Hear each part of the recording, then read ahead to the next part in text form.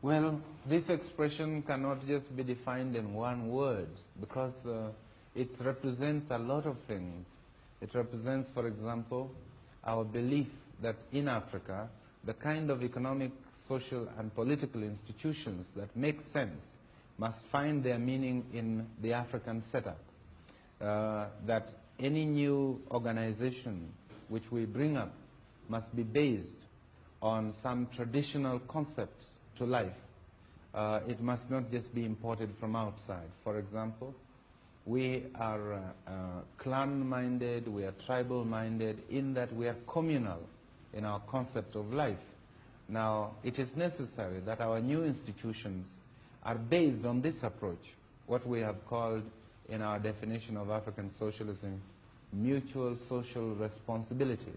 That is, that a person is not just an individual, he's part of a system, he's part of a community. He has responsibilities within that community. He has duties to perform in that community. But in turn, the community has also got responsibility to him. They have duties towards him and his children. This is a very important concept. The other concept is that every person has got equal value and worth. Although some of our people in traditional life, had a lot of wealth, but their wealth was not really belonging to them as individuals.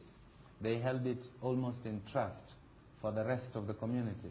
And when any of the members of the community got into trouble, or when he wanted cows to pay dowry, he always looked to this as a possession which he could also have access to. So that there is this element of acknowledging individuals as equal humans in the community. The third one is that every decision was made through consultation and discussion and by a consensus. There was no question of one person deciding for the rest or of a minority deciding for the rest. There was also a proper procedure which laid down how every decision must be taken and at what level different decisions must be taken. There was a procedure by which certain members of the community attained seniority, and by that seniority they were in a position to take certain decisions on behalf of the community. This is the democratic nature of our society. And lastly, there was the element that there was belief in a supreme being. That is, we paid homage to God or gods. We acknowledged there existed a God. We had certain religious functions, not denominational, but born in our tradition. Before we harvest, we have to do certain things to pay homage to God. Before we go to break the ground for cultivation, we pay homage to God. So that there is a distinction, for example, between what we believe in as socialists and what the communists believe in. There is a basic distinction. And the other distinction with other socialists, say the democratic socialists, the Christian socialists of Europe, and the Labour Party in Britain, is that we believe that our socialism must be founded from certain African traditions. Now, into this Kenya, countries from around the world want to help to come with their aid. And I understand that you are interested in assistance from abroad, is that right? This is true, yes. Now, what kind of aid would you be mostly interested in, Mr. Mboya? Well, there are two major problems in a developing country like ours. One is the shortage of manpower, and the second is the shortage of capital. Capital both for government activities and also for investment in the private sector. So we are interested in aid, in bringing into the country enough capital to facilitate our development. We are also interested in aid in terms of investments, those who wish to invest in the private sector. But you see, if you have capital alone and you don't have the required manpower, you cannot use the capital. And so we are always also interested that where we get capital, we should also get some technical assistance. people who can help us to carry out our projects. But our long-term objective is to move away from aid so that we can concentrate on trade. Our policy is to minimize aid and expand trade as the years go by. And we are very anxious to develop trade relations with outside countries.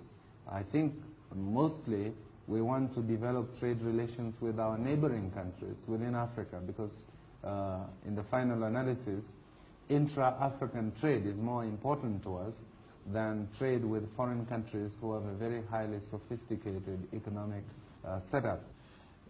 How is your thinking when you think of the slogan Africa for Africans? What role will the Europeans and the Indians play in the future Kenya? Well, I think one thing is to distinguish between what this means in terms of government. What it means in terms of government is that the governments of Africa must be African governments. This is really what it means. Beyond that, we concede, like every other part of the world, that you will have foreigners living amidst our people, and they will be governed by the laws of the land. Also, we have in our constitution provision for other people to become citizens, and there are a number of Asians and Europeans who have become Kenyan citizens since independence, and they will enjoy the same rights as myself or any other African. So to that extent, they are Africans, and they should, just like myself, say Africa is for the Africans. What we're really saying is to exclude foreign powers from interfering in our own local affairs, and also to eliminate colonialism and minority rule from Africa. So if I came here and settled and behaved well and applied for citizenship and acquired citizenship, could I also be a member of your parliament and also be a minister? Yes, in fact, we have a white man who is a minister in the Kenya government. We have another one who is a minister in the Tanzania government. There's another one who is a minister in Zambia. So there are many of white people who are already members of parliament and even members of the cabinet. In the case of the Kenya minister, Mr. Mackenzie, he's not only a white man, he is a former South African, but he's become a Kenya citizen, and he is accepted by the Kenya people. He is a member of our party, and as a result, he has become a minister since independence. Now, the East African cooperation between Tanzania, Uganda, and Kenya has been very close, but now Tanzania has broken out more or less and made a strongly socialist goal. Does that affect the cooperation in any way, do you feel? Well, it does depend on how this is done.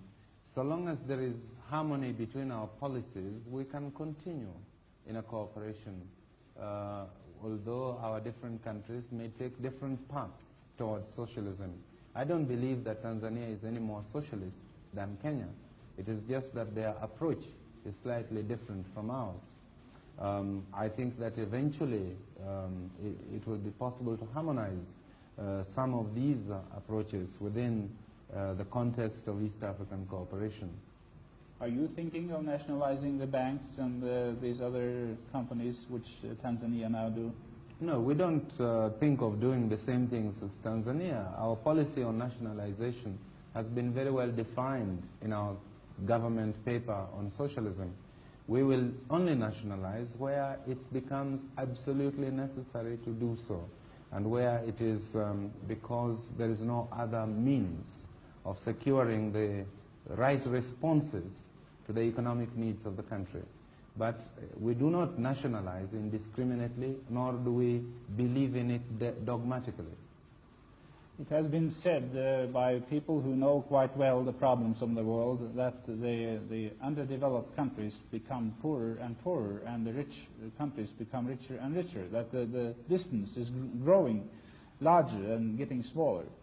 Is that true to any extent, and how should we overcome this problem, do you think? This is very true, and I have defined it very, very comprehensively in my speech at Lagos, which I have since published, showing how difficult these terms of aid, terms of loan, and so on have been getting, and also the terms of trade between the developed and developing countries, and also showing how these per capita incomes in the developed countries have been going up, whereas those in the developing countries have been remaining stagnant or even reducing. So there is a definite problem, and it's a problem which must be solved. This is why I propose that there is a need for a specific Africa development strategy, and that strategy is one intended to put Africa's development on an emergency basis and not just on a casual basis as it is today. It is one which will require that the developing countries make special contribution towards an African development fund. It is one which will require that African states themselves contribute towards a general African development program, which requires cooperation between them. This is something I could speak on for a long time, but which I have defined in a comprehensive document, now published as a Kenya government document under the title A Strategy for a Development Strategy for Africa, which you might find to be very interesting reading. In that connection, I would like to ask you, how do you look upon the development now towards a more common European market? Is that a threat, a further threat to the relation between the richer nations and the poorer nations? No, I don't think so. I think it is a logical development in Europe. I don't think there is very much of an alternative for Europe but to do this, especially with the end of colonial empires. Europe has to reorganize herself. Does this affect Africa in any way? It does, because it means that Africa also must reorganize herself to meet the new European structure, and also that we also, the European concept of the common community must bear in mind that there are other parts of the world and not just Europe, and that Europe owes those parts of the world some cooperation.